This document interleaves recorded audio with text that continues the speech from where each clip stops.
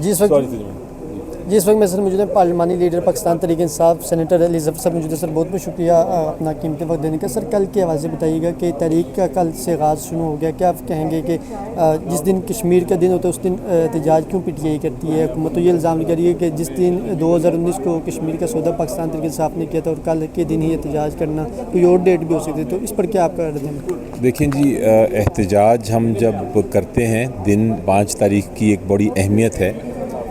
ایک اہمیت تو یہ ہے کہ کشمیر میں جو تبدیلی کر دی تھی آئین میں انڈیا نے اور اپنا کشمیر کو اپنا حصہ بنانے کی کوشش کی تھی, ہم اس کے خلاف احتجاج کرتے ہیں. 5 تاریخ کو ہم اس کے خلاف احتجاج کرتے ہیں کہ کشمیر میں جو ظلم ہو رہا ہے اور بالخصوص جو ہاں بنیادی حقوق اور انسانی حقوق جو ہیں لوگوں کے وہ ختم کر دیے گئے ہیں, وہ پامال ہو رہے ہیں, وہ بالکل وہاں کوئی رول آف لا نہیں, کوئی قانون کی حکمرانی نہیں.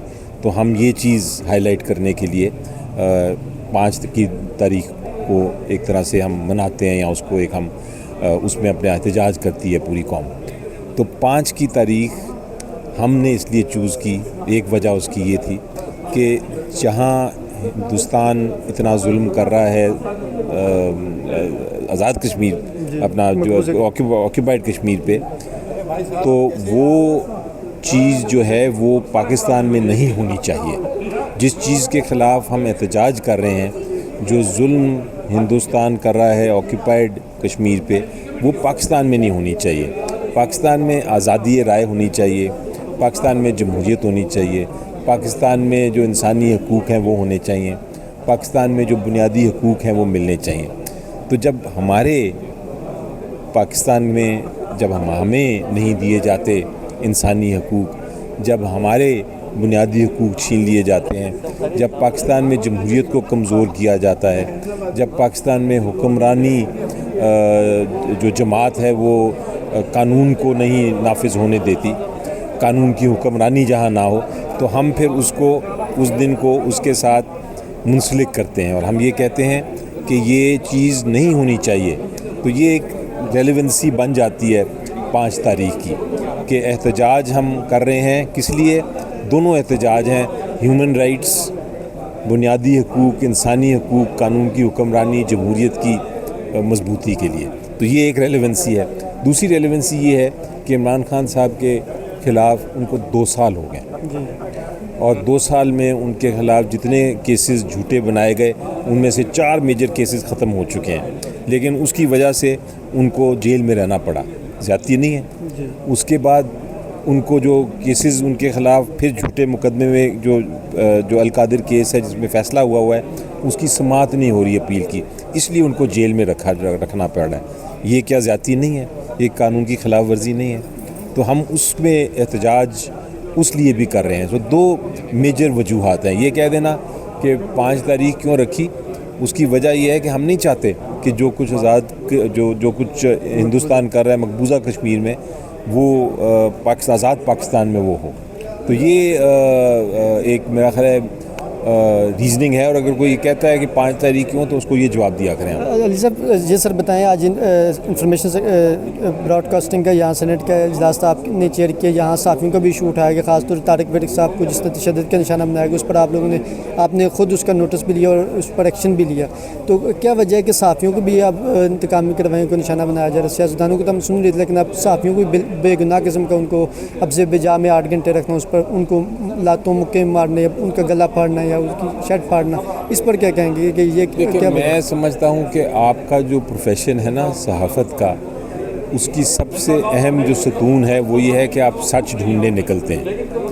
اور جب سچ ڈھونڈنے نکلیں تو جو لوگ سچ کو چھپانا چاہتے ہیں, جو نہیں چاہتے کہ سچ آگے آئے, وہ پھر تشدد کرتے ہیں.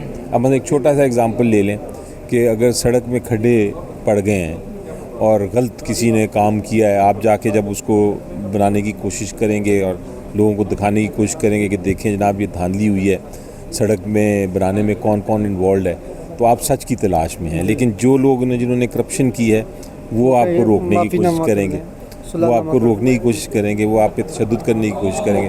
تو یہ وجہ ہوتی ہے, یہ جو اسی کے لیے ہم پروٹیکشن جو سر آپ بطور چیئرمین حیران نہیں ہوئے کہ 1 ماہ گزر گیا اور SHO معطل نہیں ہوا, کوئی ایکشن نہیں ہوا؟ بطور چیئرمین آپ کو حیرانگی نہیں؟ آج ہم نے ریکمینڈ کر دیا ہے, ہم نے ریکمینڈ کیا ہے کہ اس کو معطل کیا جائے, اس کے خلاف انکوائری کی جائے, اور ساتھ ہم نے منسٹر انچارج کو بھی یہ ہدایت دی ہے اور ریکمنڈیشن دی ہے کہ وہ اس معاملے کو اس سے پہلے کہ وہ انکوائری کی رپورٹ آئے آپ حل کرنے کی کوشش بھی کریں اور اگلی بار ہمیں یہ رپورٹ کریں.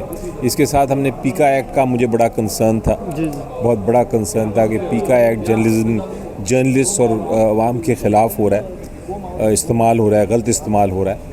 تو آج انٹیریئر منسٹری کی طرف سے بلائے تھے, انہوں نے رپورٹ دائر کی تھی جس سے ہم سیٹسفائیڈ نہیں تھے, کیونکہ بعد میں پتہ چلا اور مجھے بھی انفارمیشن تھی اور صحافیوں نے بھی انفارمیشن دی کہ ہزاروں کیسز جو ہیں وہ پولیس جو ہے مختلف علاقوں میں وہ جرنلسٹ کے خلاف رجسٹر کر رہی ہے پیکا کے تحت. تو میں نے جب پوچھا انٹیریئر منسٹری کے ریلیونٹ لوگوں سے کہ آپ کے خیال سے یہ اختیار ہے صوبائی پولیس کے پاس کہ وہ پیکا کے اندر کسی کے خلاف FIR کریں, تو انہوں نے کہا نہیں, یہ اختیار صرف ہمیں ہے.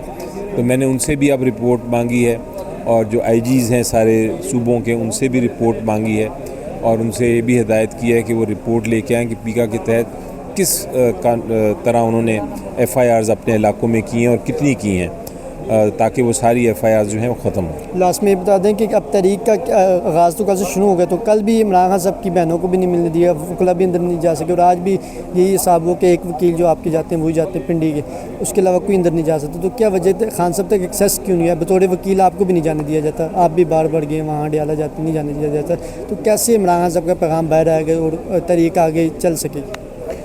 دیکھیں, یہ جو وجہ ہے کہ ہمیں نہیں ملنے دیا جا رہا, یہ سب سے پہلے تو غیر آئینی بات ہے اور قانون کے خلاف ہے, اور جو عمران خان صاحب کے بنیادی حقوق اور انسانی حقوق ہیں اس کے خلاف ہے. میری نظر میں کیوں نہیں, آپ نے پوچھا کیوں نہیں جانے دیا جا رہا, وہ اس لیے نہیں جانے دیا جا رہا, کم از کم میں اپنی بات تو کر سکتا ہوں. وہ اس لیے کہ میں نے جو حقائق ہیں باہر, جو انفارمیشن ہے, ایگزسٹنگ سچویشن جو گراؤنڈ ریالٹی ہے, وہ میں نے جا کے بیان کرنی ہوتی ہے عمران خان صاحب کو. میں نے ان سے قانونی مشاورت کرنی ہوتی ہے, میں نے ان کو بتانا ہوتا ہے کہ کیا پارلیمنٹ میں کیا ہو رہا ہے اور کیا اسٹریٹجی ہونی چاہیے.